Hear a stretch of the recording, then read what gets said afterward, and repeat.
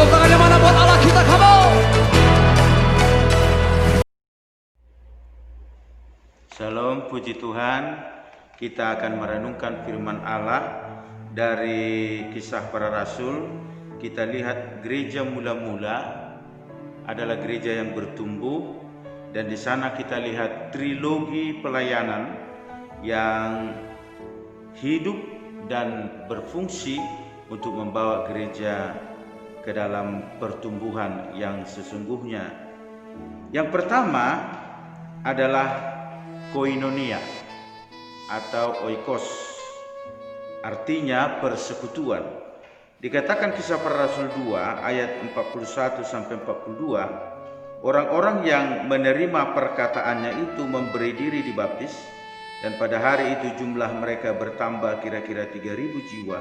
Mereka bertekun dalam pengajaran rasul-rasul dan dalam persekutuan, dan mereka selalu berkumpul untuk memecahkan roti dan berdoa.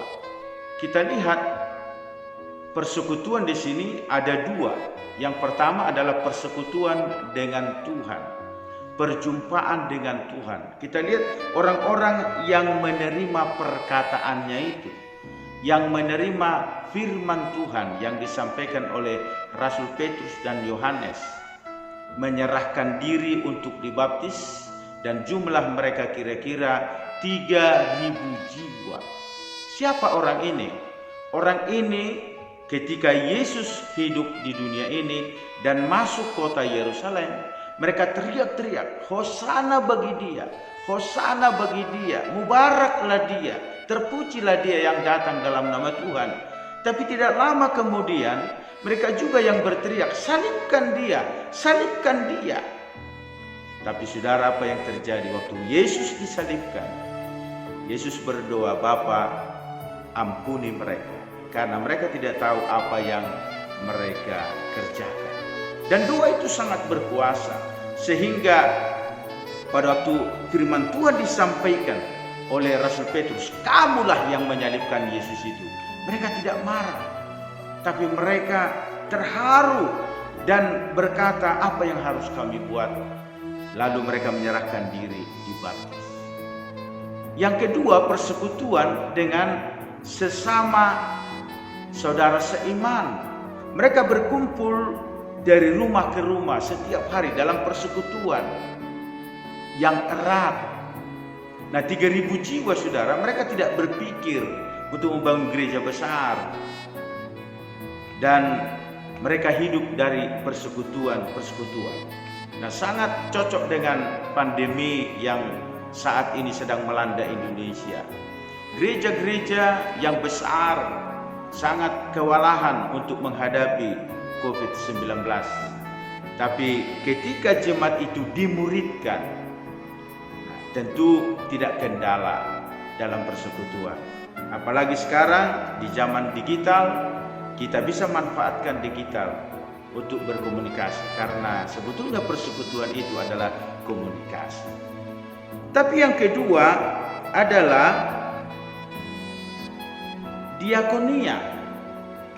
Diakonia adalah pelayanan kasih kepada semua orang percaya, dan dikatakan dalam Kisah Para Rasul 2:44-45, dan semua orang yang telah menjadi percaya tetap bersatu, dan segala kepunyaan mereka adalah kepunyaan bersama, dan selalu ada dari mereka yang menjual harta miliknya lalu membagi-bagikannya kepada semua orang sesuai dengan keperluan masing-masing. Begitu luar biasa semangat pelayanan kasih. Ada yang tergerak hati menjual tanah, menjual rumah, dan uangnya diletakkan di kaki rasul-rasul, dan rasul-rasul membagi-bagi kepada jemaat, kepada saudara seiman yang membutuhkan.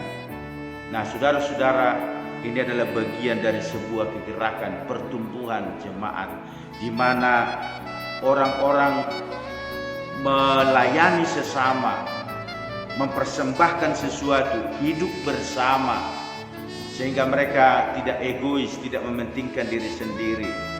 Harta bersama, milik mereka bersama. Nah, saudara-saudara, kita sedang menantikan kembalinya kegerakan ini kepada gereja, supaya gereja seperti GPD yang besar. Apabila kekuatan dananya, kekuatan persembahannya bisa merata ke seluruh pelosok tanah air, gereja besar dan gereja kecil akan hidup bersama.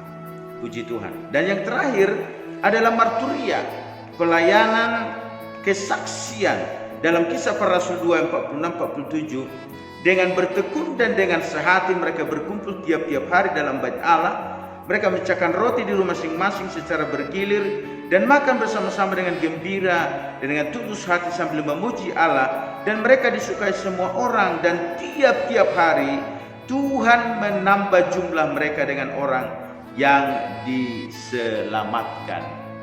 Marturia, kesaksian hidup di dalam persekutuan yang indah, itu menjadi berita keluar, sehingga berita kerukunan, kesehatian mereka itu bisa menjangkau orang banyak. Dan kita melihat tidak berapa lama lagi mereka menjadi 5.000 jiwa. Jadi trilogi pelayanan gereja yang diterapkan di dalam gereja mula-mula masih sangat relevan pada kita di akhir zaman ini, yaitu persekutuan dengan Tuhan dan dengan sesama seiman, lalu gerakan diakonia, pelayanan kasih, lalu kesaksian, marturia, di mana kita menjadi pemberita-pemberita damai sejahtera, menyaksikan atau memberitakan Injil kepada seluruh dunia. Dan saya sangat bersyukur setiap hari kita bisa membuka medsos, membuka internet, di sana ada pelayanan firman Tuhan. Kita doakan supaya semua kegerakan yang luar biasa ini melanda seluruh dunia. Dan puji Tuhan, Tuhan berjanji, Tuhan berkata bahwa semua lutut akan bertelut, semua lidah akan mengaku bahwa Yesus adalah Tuhan. Kiranya Tuhan berkati kita sekalian. Mari bersama-sama hidup dalam trilogi pelayanan gereja. Amin.